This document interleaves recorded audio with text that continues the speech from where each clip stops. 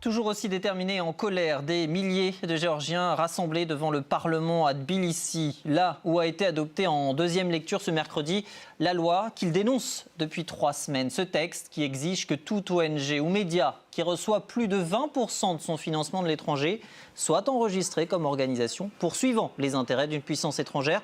Un texte vu par ses détracteurs comme d'inspiration russe et visant à faire taire les voix dissidentes. Bonjour Salomé Zourabichvili, merci d'être avec nous.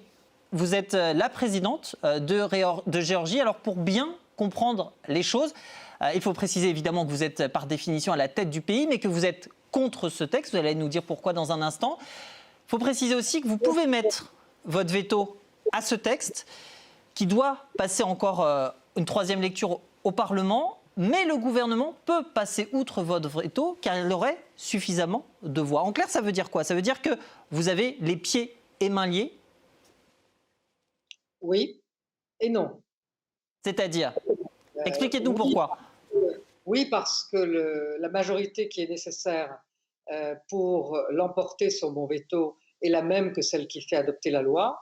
Donc le nombre de voix est suffisant pour que le veto ne puisse pas passer.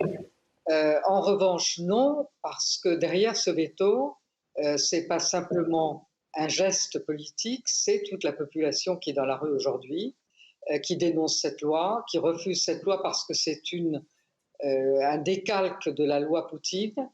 C'est une façon de lutter contre les organisations non gouvernementales qui sont dans ce pays.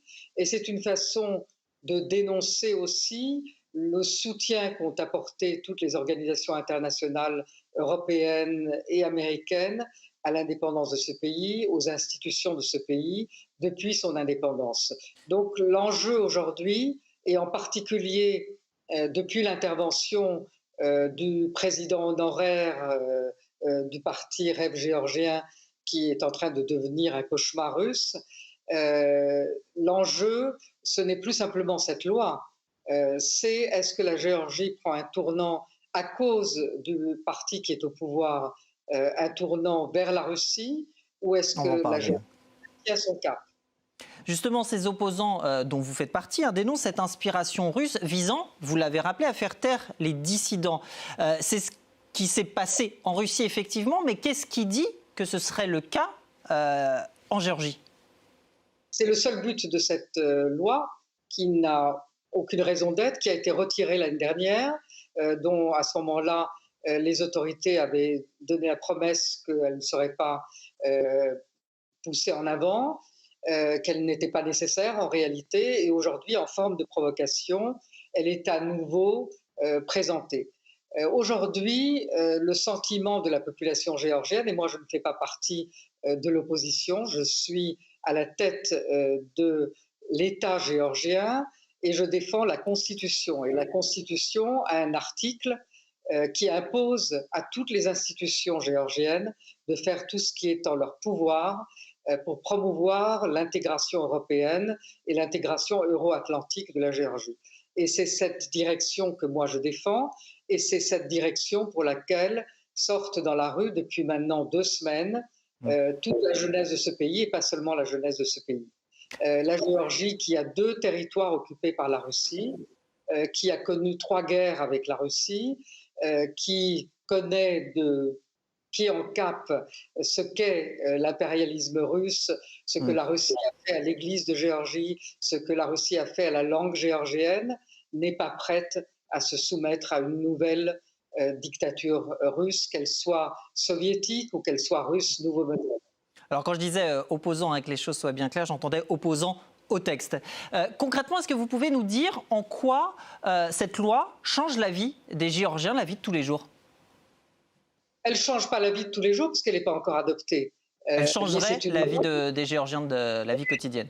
Elle est décalquée sur la loi qu'a introduite Poutine en Russie et qui a permis pratiquement de mettre au pas l'ensemble des organisations non gouvernementales qui fonctionnaient en Russie et les médias. Et c'est ça qui est la tentative aujourd'hui en Géorgie, qui ne réussira pas parce que la Géorgie n'est pas la Russie. Cette loi, elle a été abandonnée, en tout cas une première mouture a été abandonnée puis revu et corrigé du fait de manifestations monstres l'an dernier. On voit là, avec encore les images qui nous parviennent ce soir depuis le Parlement et qu'on va peut-être découvrir à l'antenne, que la contestation ne faiblit pas. Est-ce que Tbilissi 2024, ça peut devenir ce que Kiev a été en 2014, il y a 10 ans, cette fameuse révolution Maïdan qui a abouti à la destitution du président pro-russe de l'époque, Yanukovych? Les choses ne se reproduisent jamais exactement de la même façon et l'enjeu aujourd'hui n'est pas le même. L'enjeu, c'est une Géorgie qui est aujourd'hui à la porte de l'Europe, qui a reçu son statut de candidat, qui pourrait à la fin de l'année se voir autoriser l'ouverture des négociations d'adhésion. Et c'est pour la Russie le risque de voir la Géorgie et demain l'Arménie, qui est en train de prendre le même chemin, échapper complètement à son influence. Et c'est ça l'enjeu. Et le discours qu'a tenu, et c'est pour ça que c'est bien au-delà de cette loi aujourd'hui, ce qui se joue à Tbilissi, le discours qu'a tenu il y a 2 jours le président honoraire du parti Rêve géorgien, M. Ivanishvili, est un discours qui accuse nos partenaires, l'Occident, les États-Unis, l'Union européenne, d'être des agents qui promeuvent la révolution, d'être des agents qui promeuvent ici un second front et la guerre, d'accuser l'Occident d'avoir en quelque sorte provoqué la guerre en Ukraine. C'est le discours du Kremlin qui est tenu ici par le président honoraire du Rêve géorgien. Et c'est ça que la jeunesse géorgienne aujourd'hui conteste dans la rue.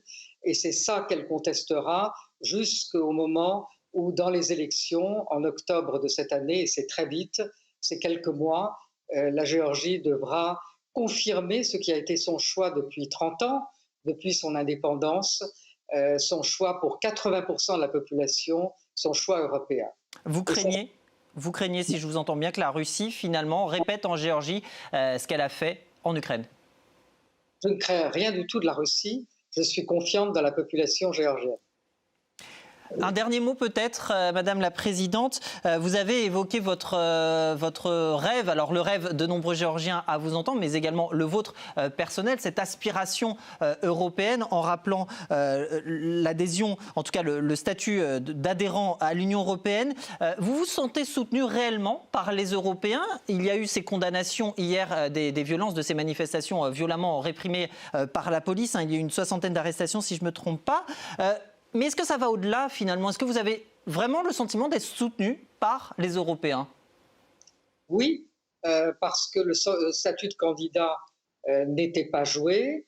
C'est une immense avance qui a été faite au peuple géorgien, justement pour reconnaître cette détermination sur toutes les dernières années, et je dirais même beaucoup plus, de la population géorgienne de se déclarer et de vouloir être européenne. Ça ne veut pas dire que l'Union européenne ne va pas critiquer les excès ou les dérives d'un parti au pouvoir, mais ça veut dire que l'Union européenne a reconnu, dans la perspective européenne de la Géorgie qui a été reconnue avant et dans le statut de candidat, que la géographie n'est plus une entrave, que tout dépend de la volonté politique de la Géorgie, et c'est cela que la Géorgie, en octobre, dans les élections, doit démontrer à nouveau et va démontrer à nouveau. Merci beaucoup, Madame la Présidente Salomé Zourabichvili, présidente de Géorgie, d'avoir répondu à l'antenne de France 24 et d'avoir réagi surtout à ces manifestations et surtout à cette adoption en deuxième lecture de cette loi très controversée, dénoncée depuis 3 semaines, maintenant près de 3 semaines en tout cas, dans les rues. Merci à vous. Merci.